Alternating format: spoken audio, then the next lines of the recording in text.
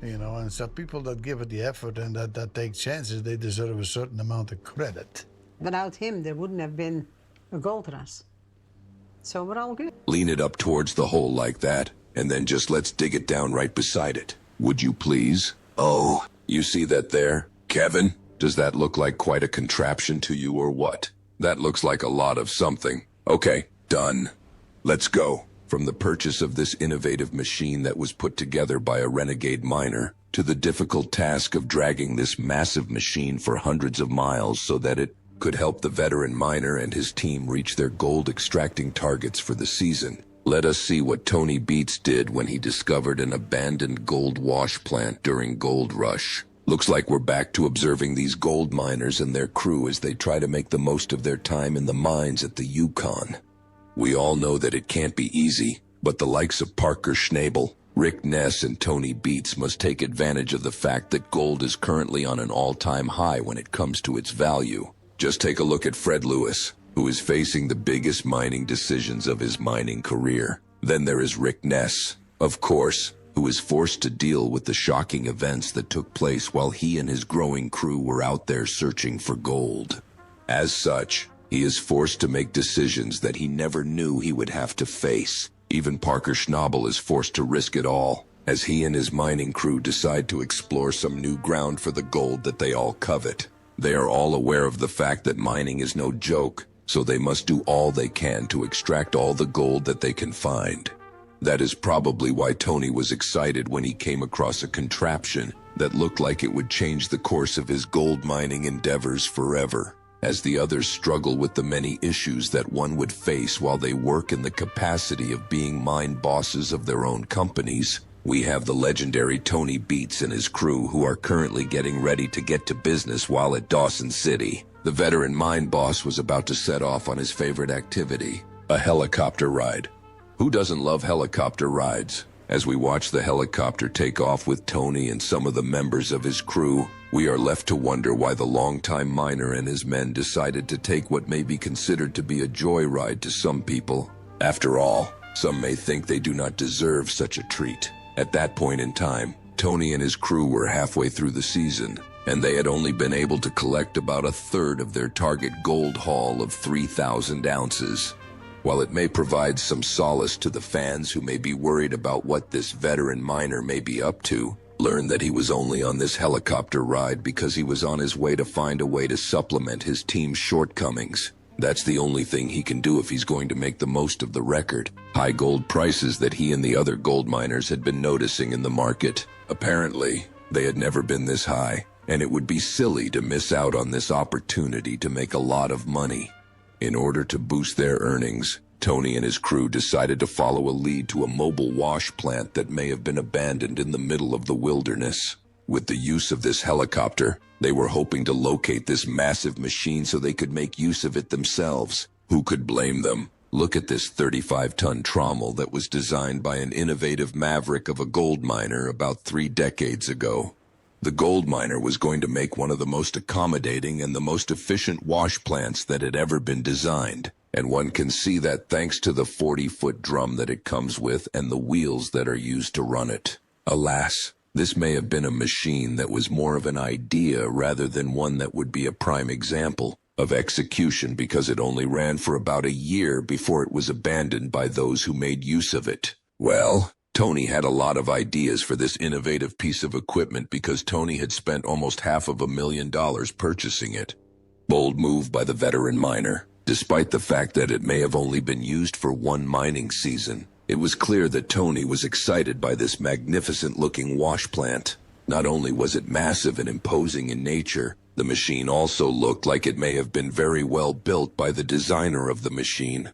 Even the wheels that were fixed on it seemed to stand the test of time, as it still looked like it would be an easy machine to maneuver despite its massive size. Aside from this, once one knows how this machine works, they would easily be able to understand why Tony couldn't stop singing praises when he came across this innovative machine. When one sees how it processes the pay dirt that is fed into it, they would be impressed as to how it spits the tailing right out of the back of the machine. Thanks to the 4 giant wheels that are fixed onto it, the machine can easily be maneuvered after it has sluiced everything within range. That way it could move on to the next location so that it could continue sluicing through another load of pay dirt. Like a kid looking at a new toy, it is clear that Tony is in love with this wash plant. While consulting with other members of the team, it is clear that he can see no reason as to why the 35-ton trommel couldn't change their fortune. Considering that it still looks to be in decent shape, it is clear why Tony decided to take the risk of purchasing this ingenious machine. With this in mind, Tony is eager to relocate the machine so that they could put it together in time for them to continue with their operations. Considering how mobile it is supposed to be, it may even be easier than moving a dredge. At least that's what Tony and the guy thinks. Once they came to this decision that this may change their fortune during this already somewhat disappointing season, Tony relayed how he couldn't resist getting the machine, especially after the owner was forced to stop asking for his original price of about $1 million. Now that he was able to buy the trommel for $400,000 or so, this may prove to be the bargain of the season, and he was delighted with the steel that he was able to get his hands on. You gotta try this, Sit, because otherwise one of these days you're going to go home and wonder why the sot you didn't do it. You can afford to do it. It would work. Bingo. Let's just hope that they would be able to use this machine to extract the remaining 2/3 of their target for the season. Once Tony was back at his camp at Paradise Hill, he quickly put together a crew of 7 men so that they could help him use a ton of equipment to get the trommel on the road. As a result, he was forced to put all other operations to a halt while he was dealing with this task of dragging the trommel back to camp. Sure, it may cost them about $60,000 per day, but with luck, they may be able to make it back as soon as the trommel is operational. You gotta spend money to make money. With Mike, Tony's son, and the crew's heavy equipment specialist at the wheel, it looked like the guys were ready to accomplish their mission for the day. As they hit the road, Mike shared that the hardest part of this task may be to get their things across on the ferry. A daunting task when you think about it, although one may think that this is due to the weight of the machines and the other equipment that they have to transport on the ferry. They may be surprised to learn that it's the length of the equipment that may create the problems that he was worried about. The equipment was about 85 feet long, while the ferry was only 80 feet long. They may not allow him to put the equipment on their ferry, especially as it may be too risky for those on board. If this ends up being the case, then they may have to complete their mission by making use of the nearest bridge to the Yukon. Alas, despite appearing to be a solution, this could prove to be a daunting task, because this bridge is almost 200 miles away from them in the wrong direction. Whoever said being a miner was easy? Well, the answers came when they got to the ferry. The captain also shared Mike's nervousness when she saw the equipment that they were hoping to transport with the use of her ferry. Luckily, the suspense gave way to relief when they realized that the ferry was capable of carrying the long equipment. Now they can be on their way to their destination. Once they crossed the river with the ferry, Mike and the rest of the guys wasted no time to hit the road as they made their way to Moose Creek by crossing the top of the World Highway, the highway that is considered to be one of the northernmost highways in the world. How about that for your trivia nights? After some time, Tony and his crew assembled at the road heading to Moose Creek so that they could begin with the process of hauling Tony's new favorite toy back to Paradise Hill, which was more than 100 miles away. There is no way that they can avoid doing this, especially when they were staring at an unsuccessful season in the face. They need to get this job done if they are going to jumpstart their season to life. Despite their need to get this done as quickly as possible, Tony warns the team to be cautious as they go about their job. Everything worth doing is worth doing well after all. Once he gave them the pep talk, Tony and his team got to work doing all they can so that they could properly transport their massive new trommel. All you could hear was the roaring of machines and the crunching of dirt as the rest of the guys followed Tony's lead. Soon, Mike and the rest of the guys got to the location of the trommel. Now, they were going to get to work moving this massive machine out of there. It wasn't going to be easy, especially as Tony wanted to get the machine back to base within the short space of time that is 3 days. He's got a ton of men and machines there. They've got to be able to pull this mission off. Well, if they were going to succeed in such a task, it looks like they may be able to do it if they followed Tony's plan. The first thing that Tony thought that they needed to do if they were going to be successful, was to dismantle the machine totally. First, they were going to detach the conveyor. Then they were going to take the sluice box apart. After this is done, they would tackle the hopper before finally facing the massive drum that Tony was so enamored with when he came across this massive trommel. As you can imagine, the guys got to work dismantling the conveyor belt first like they planned to. This seemed to occur without any issue as the guys followed Tony's direction. Hopefully, all this effort won't be in vain. Once they were done with the conveyor, Tony decided that it may be time to call it a day so that they could end on a good note. The guys had put in quite a shift today, and apart from a cold beer and a good meal, they also deserved to finish the day on a high. Good call from a good leader. Eager to make the most of their boss's kindness, the team returned back to the roadhead, where they can camp out in the bunkhouse that they set up there. The rest of them camped in their trucks. Even Tony was certain that he'd be sleeping like a baby in his truck. He's a tough man, and despite being advanced in his age, it looks like this wily old miner can still rough it out with the best of them. Heck, he even had a place in the truck to hold his shoes. Looks like this place is better than the Ritz. What was left was for him and the rest of the guys to have a good night so that they could get right back to work as early as possible the next day. Come morning, Tony and the team got right back to work. Sure, they were about 160 miles south of the Arctic Circle, but that didn't matter. What mattered was that they got this massive trommel back to Paradise Hills so that they could get to work. And they needed to do this fast. Already they were short on time because it was late in the season, and if they wasted any more time, they could get snowed in. While some may think that this may mean that they would be in the middle of beautiful weather that nature had to offer, to Tony and the rest of the crew, this meant that they would have to wait until next year before they can move their fantastic new machine. And they can't have that. Not only could that put their 3,000 ounce of gold target of the season at risk, it could also mean that they were ready to leave their machine to suffer from some more damage thanks to the rust and condensation that could result from the fallen snow. They surely can't have that. Once they were reminded of what they could lose if they failed to accomplish their goals, Tony and the rest of the guys got to work.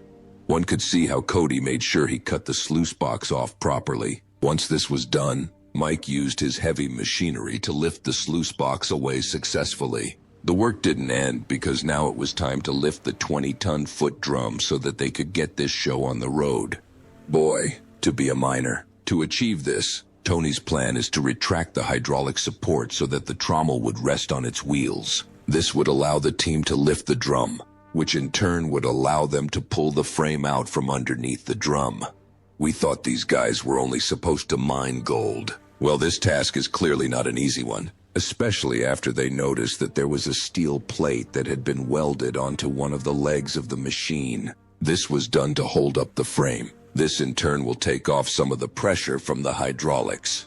Well, it looked like if they were going to get anywhere with this, they were going to have to see this thing off. This wasn't a difficult decision to make, and before long, the team went to work cutting this thing off. Sure, they had to be careful so that they do not cause any damage to their equipment or themselves, but such is the nature of their work.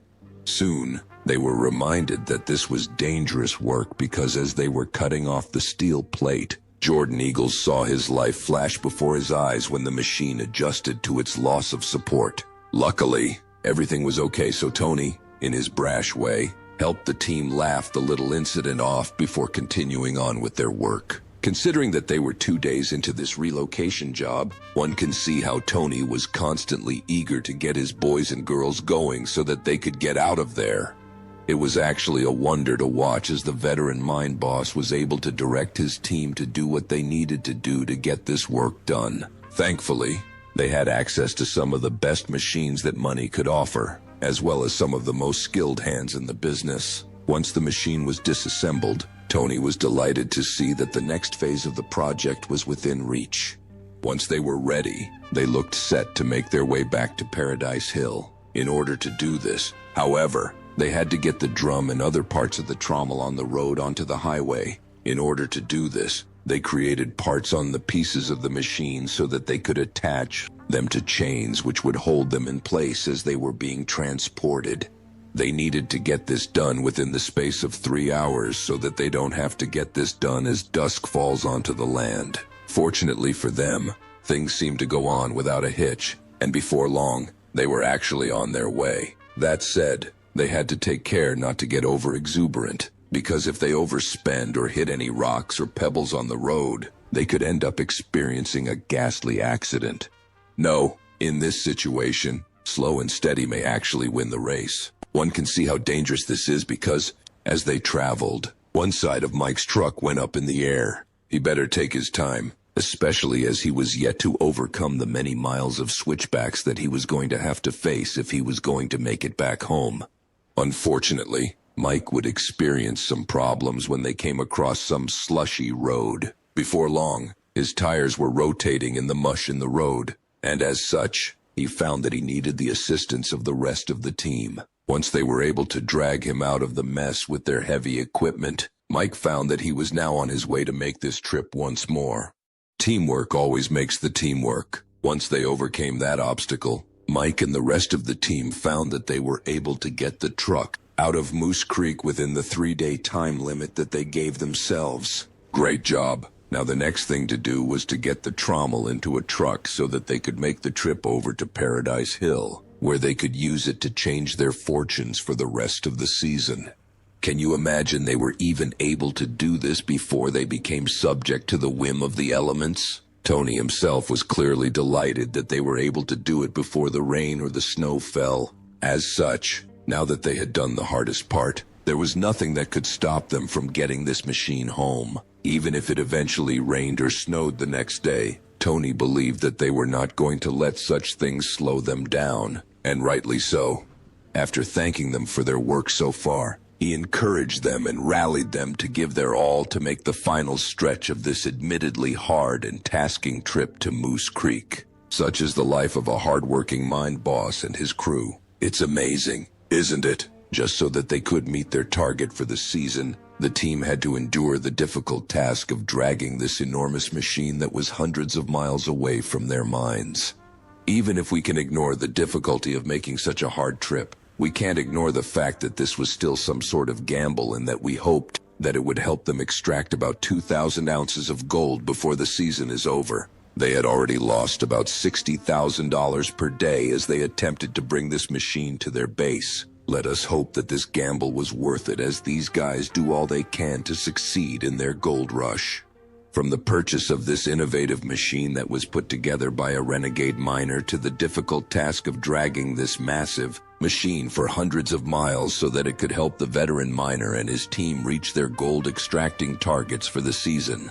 I'm really kind of curious to see what kind of values that are in this drop. I want to take a sample out of those to just have a look.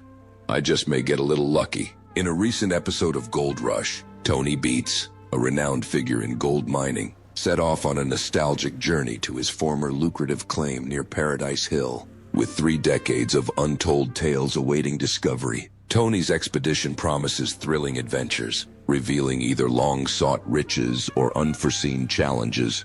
Understanding the importance of multiple excavation sites, Tony employs the 460 excavator, a heavy-duty machine tailored for large-scale mining operations. With its robust construction and impressive digging capabilities, the 460 excavator efficiently moves vast quantities of earth and rock crucial for Tony's ambitious project near Paradise Hill. Reflecting on Paradise Hill's history, Tony recalls their mining endeavors 3 decades ago. Faced with disposing of excavated soil, they deposited overburden, the layer covering potential pay dirt rich in gold and silver, onto a designated area of the hill. This led to the accumulation of 50,000 yards of overburden, equivalent to filling 15 Olympic-sized swimming pools, showcasing their enduring pursuit of minerals. My mind is pretty much well made up. If we strip this and we slush this, that could be a nice little piece, really. It's almost kind of like a piggy bank that I left behind 30 years ago. Tony now faces the task of reshaping the mountain to access lucrative pay dirt buried within, reflecting on past excavations and strategizing to reach the desired depth. Despite the challenges, Tony remains optimistic, cheered by the favorable conditions of high gold prices and low fuel expenses, which bode well for profitability. As Tony and his team press on with their excavation efforts, their aim is to reveal the untouched virgin ground, characterized by lighter-colored gold-laden gravels beneath the overburden. Tony exercises caution, drawing from years of experience that taught him to approach each potential discovery with a balanced perspective. Tony's assessment of the landscape combines knowledge and intuition, allowing him to determine whether excavated ground is virgin or not. We're getting some gravel, which would be a good sign, but that doesn't necessarily mean that there's virgin ground. His keen eye spots white gravel, indicating gold's presence amidst worthless brown gravel, hinting at a lucrative pay streak. Determining its length, ranging from 10 to 40 feet, requires a methodical approach despite uncertainties. Tony remains confident in the pay streak's value, despite the need to remove 50,000 yards of overburden. He sees this excavation as akin to unlocking a forgotten piggy bank filled with millions in gold. Inviting his daughter Monica to Paradise Hill, Tony reflects on past mining activities, admitting uncertainty about their previous work's extent. Tony's expertise in assessing landscapes allows him to distinguish between excavated ground that contains gold and barren soil. As the week unfolds, Tony and his team make remarkable strides in mining the piggy bank cut. The Beets family gathers to assess their achievements and tally the amount of gold extracted. Monica reveals the extensive efforts involved, with 4 rock trucks dispatched round the clock, underscoring the scale of their operations. Tony, the driving force behind the project, hopes to secure a minimum of 85 ounces to offset the excavation costs. With each gold nugget carefully weighed, the resulting total surpasses expectations, eliciting jubilation among the team as they exceed their target. Well, we'll see. Costs a bit to put a D10 in there for a couple of days, though. I know fuel's low right now, but it still adds up. I know. Sometimes you gotta gamble a little bit, dude. But I'll take the chance on it. Value of the gold extracted from the piggy bank cut exceeds $185,000. A significant sum by any measure. Although Tony had envisioned a larger haul, he acknowledges the outcome is pretty good, recognizing that mining inherently involves risks and uncertainties. Reflecting on the results, Tony emphasizes that success in mining, like any other industry, often requires taking calculated risks. Despite the challenges, he expresses contentment with the outcome, affirming his acceptance of the inherent uncertainties in the mining profession. He attributes the success of the operation to the dedication and hard work of his team, underscoring the importance of patience amidst challenges. The mining endeavors at Paradise Hill exemplify the Beets family's perseverance and resilience in pursuing their goals. Despite encountering obstacles, they triumphed through unity and determination, ultimately achieving profitability. As the mining season progresses, Tony Beets evaluates the current state of their operation, noting the promising season thus far. With gold prices ranging between $1,700 and $1,800 per ounce, Tony sees a significant opportunity for profit. He asserts that there is sufficient data supporting their ability to at these price levels. Despite a delayed start to the season, Tony is confident they can make up for lost time and capitalize on the favorable market conditions.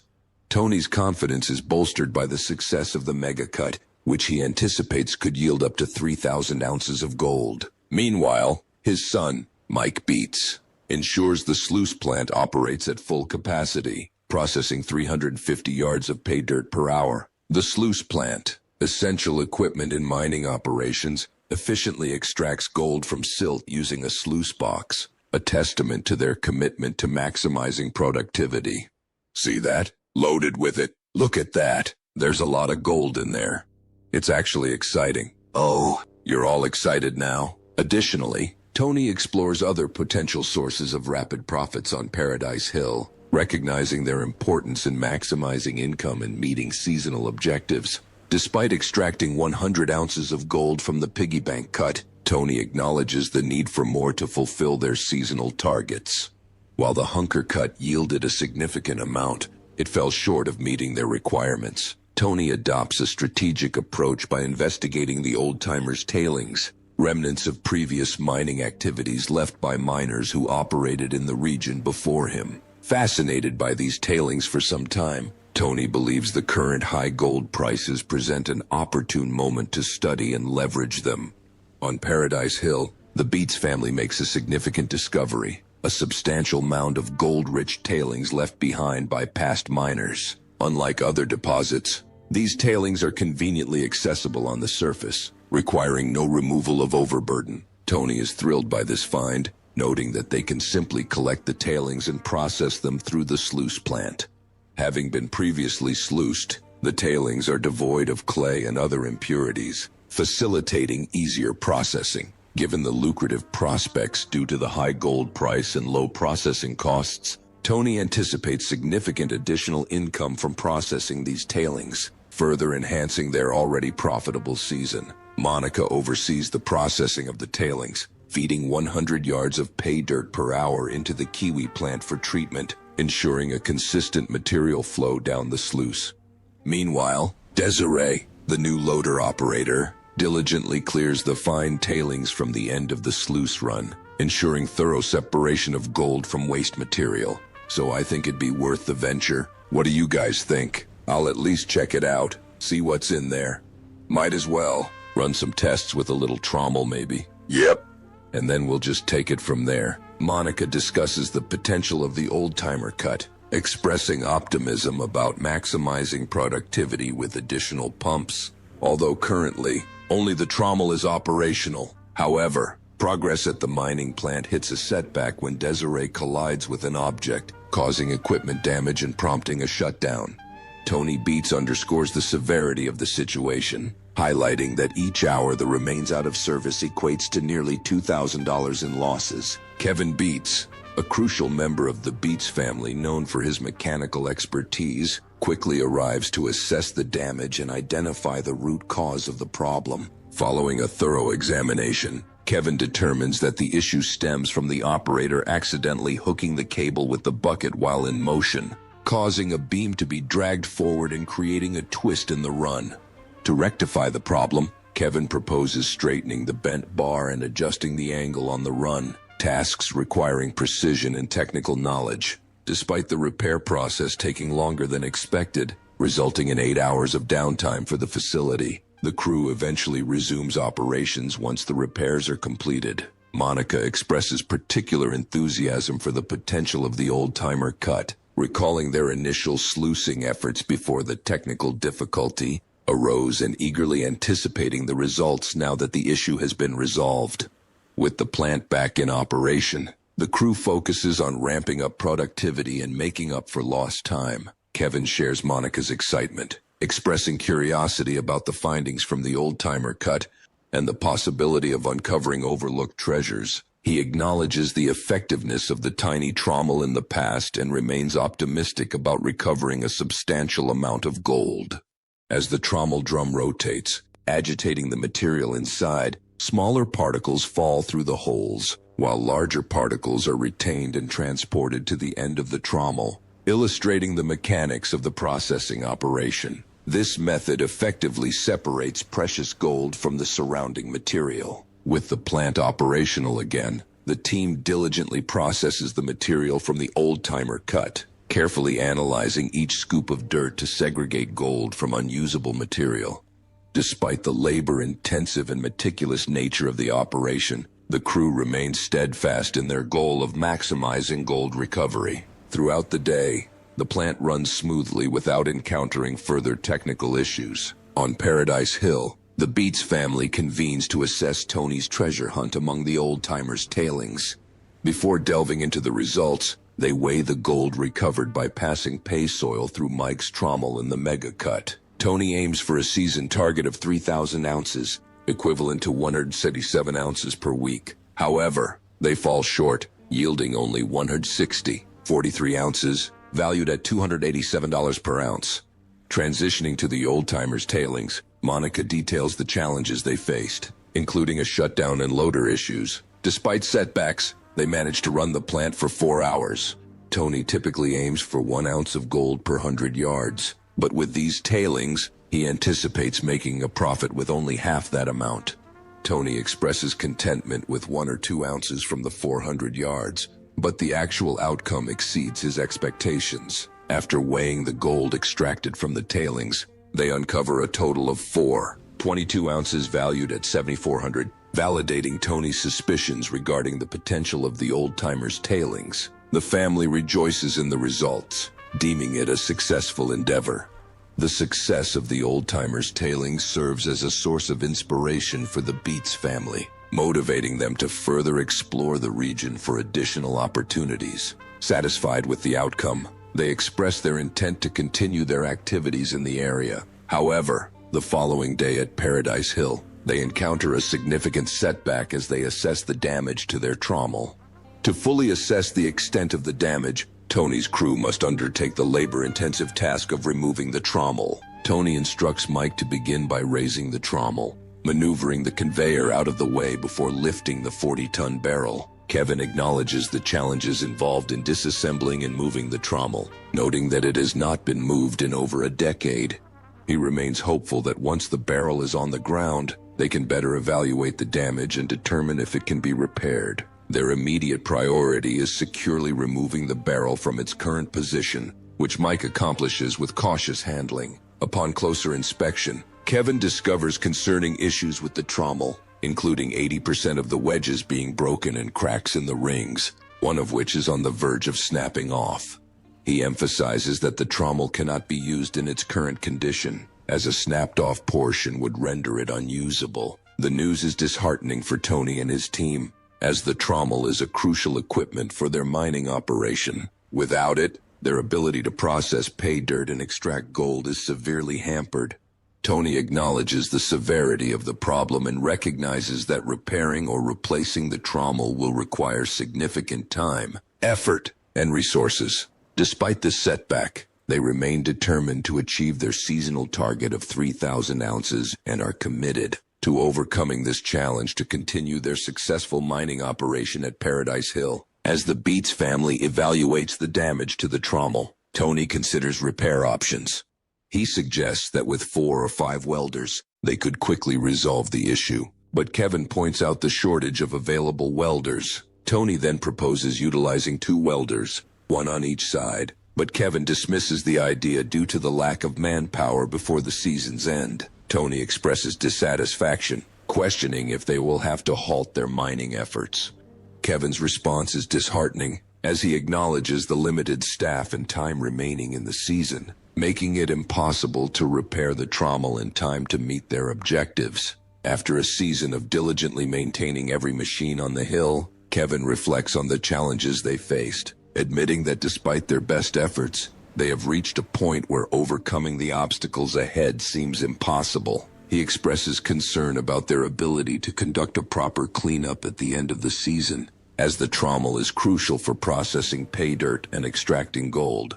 As the mining season draws to a close, Ruby and cousin Mike join the Beets family for the final gold weigh of the season. Despite the challenges, Ruby acknowledges that they had a highly successful season overall. The family gathers around the scale, prepared to witness the results of their efforts and dedication. However, their aspirations are thwarted when the trommel malfunctions, before they can sluice the entire payload, impacting their ambitions for setting a new season record. Tony sets a goal of reaching 400 ounces to break the 5,000-ounce season record. After careful counting, Mike delivers the final tally. 694, 2 ounces, valued at $2 million. The glory hole exceeds expectations, yielding the greatest gold haul of the season and propelling the Beets family to new heights. Their total gold tally for the season reaches an astounding 5,095 ounces, shattering their previous record and marking their first $9 million season.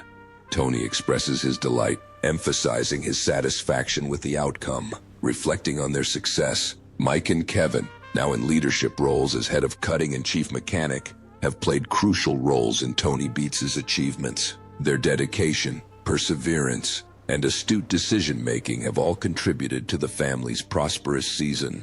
Looking ahead, the Beets family plans a trip to Mexico, eagerly anticipating a change of scenery and a well-deserved break after a demanding season. They look forward to enjoying the pleasant weather and resting before gearing up for the upcoming mining season. 1 month later, a gold miner approaches Tony Beets seeking to borrow equipment. Tony, noticing that their 25-ton kiwi plant has been idle and rusting all season, sees an opportunity and decides to rent it out to the miner at Dominion Creek, 20 miles away. Tony gathers his top staff from the 80-pup cut to undertake the task. They begin by securing the plant with chains to ensure stability during transportation. However, as Mike loads the plant onto trucks and begins transportation, it unexpectedly shifts and falls off the platform. To salvage the situation and ensure the secure transportation of the plant, Tony decides to utilize a pair of loaders. What was initially anticipated to be a straightforward and profitable 4-hour task is now transformed into a more challenging and time-consuming endeavor. Tony remarks on the unfortunate turn of events, highlighting the fact that they now have a $300,000 piece of equipment lying on its side, showcasing the stark contrast between its profit potential and the current predicament. Mike explains that the incident occurred when he was traveling at a modest speed of 13 km/h, and one of the chains snapped, causing the kiwi plant to slide off the track. The miner who intended to rent the equipment appears visibly surprised, as he had expected to receive it in one piece. To rectify the situation, operator Brandon Carr joins Mike and the loaders under Tony's guidance. They work together to flip the fallen plant back upright, with Tony directing them to secure one end of a chain to the plant and the other to the loaders. Gradually and cautiously, they lift the plant upright using both loaders positioned on either side, with Tony closely monitoring the procedure to ensure safety. After several tense moments, they successfully turn the plant upright. Tony then instructs them to remove the chain and relocate the plant to the center of the road. This strategic decision allows them to access the plant from both sides, facilitating its loading onto the truck. Tony's precise instructions guide the crew as they carefully maneuver the plant into position. Once it's centered on the road, Tony directs them to use the scissor neck for loading onto the truck. With meticulous care, they load the kiwi plant, ensuring it's securely in place before transport. After successfully loading the plant, Tony opts to adjust the chain slightly higher than before for added security, which proves to be effective as they transport it to Shane's Dominion Creek claim without incident. Despite the 8-hour journey from Paradise Hill to the claim, the kiwi plant arrives safely. At the claim, Tony oversees the team as they gently unload the plant from the truck. Despite the shipping challenges, Tony commends the team's efforts and the successful delivery. While acknowledging their aim of reaching 5,000 ounces for the year, he also recognizes the limited time left in the season. However, Tony remains confident in their chances, particularly with their focus on 2 major cuts on Paradise Hill that have already yielded significant results. Expressing his belief that there may be more to be found, he emphasizes the straightforward process of scooping up the soil, placing it in the sluice box, and extracting the gold. As mining activity intensifies at Paradise Hill, Tony stresses the need for at least 2 trucks to maximize income. With efficiency in mind, he initiates the trommel, signaling the start of another day of hard work for the staff. Eric, in particular, is focused on swiftly and effectively removing the tailings to avoid any operational delays, paying close attention to avoid collisions, especially with the trommel. Despite Eric's efforts, a problem arises when the trommel gets stuck. Eric promptly notifies Mike, who instructs the staff to temporarily shut down the plant to prevent further damage. Tony is quickly informed of the issue and rushes to the location to assess the situation. As the team at Paradise Hill deals with the crucial issue with the trommel, Kevin, the chief mechanic, examines the situation and expresses concern that if the problem is severe, they may need to shut down the entire operation. The issue has caused a holdup, affecting the trommel, 2 excavators, and a rock truck, all critical to the mining process. Kevin's technical expertise shines as he identifies the problem: a faulty O-ring, a small rubber ring essential for sealing the tubing that delivers hydraulic fluid to the excavator arm. A fractured O-ring causes hydraulic fluid to leak, leading to a loss of pressure and paralysis of the excavator boom. Kevin swiftly repairs the O-ring with precision, restoring the excavator to smooth operation, much to the crew's relief. After a challenging week of frozen ground and closures in the Swallow Cut, Tony Beets is eager to determine if their efforts at the piggy bank will pay off. However, The team reports a lower than expected amount of gold, putting pressure on their season goal of 5,000 ounces. Tony needs 260 ounces from the piggy bank to meet this target, but they only retrieve 78. 7 ounces. Tony expresses dissatisfaction with the results but acknowledges the ups and downs of mining, emphasizing the need to continue maximizing productivity. The following day, Tony reports that the pump is still down, preventing gold extraction. With the pump still inactive, the crew faces a significant challenge as they cannot sluice, resulting in a loss of gold production. To address the issue, Tony decides to transport the new 11-ton mega pump to the sluice pond. This task is critical, and Tony ensures that the pump is lifted and delivered safely to resolve the problem. Throughout the mining season at Paradise Hill, Tony Beets and his team face numerous challenges and setbacks. Despite technical problems, logistical issues, and the pressure to meet their ambitious goal of 5,000 ounces of gold, they persevere with determination and dedication. Tony's strategic thinking and innovative ideas play a significant role in their success as they navigate unexpected gold finds in old-timers' tailings and leverage opportunities like glory holes. Despite failures, they break their record gold objective, achieving over 5,000 ounces for the season. As the season concludes, they reflect on their adventure, grateful for their successes and optimistic for the future. You